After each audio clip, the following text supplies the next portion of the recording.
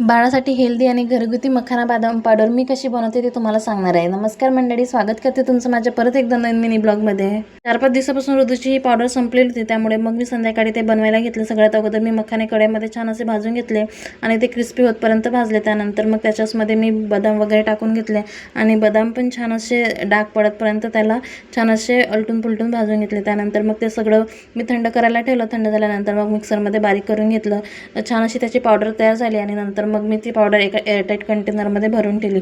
ही powder ना आपण आपल्या बाळासाठी खीरमध्ये, दलियामध्ये किंवा मग दुधामध्ये पण मिक्स करून देऊ शकतो। बाळाला खूप आवडते हे, तुम्ही पण एकदा नक्की ट्राय करा। त्यानंतर मग मी संध्याकाळचा स्वयंपाक करायला घेतले होते। आज काही जास्त बनवायचं नव्हतं, मी दाल पालक केली। त्यानंतर मग मी चपात्या वगैरे करून घेतल्या आणि नंतर मग आम्ही जेवण केले। चला मंडळी, माझा व्हिडिओ मी इथेच थांबवते। व्हिडिओ जर आवडला असेल तर व्हिडिओला लाईक करा आणि चॅनलला सबस्क्राईब करायला विसरू नका। परत भेटू अशाच एका नवीन व्हिडिओमध्ये, तोपर्यंत बाय बाय।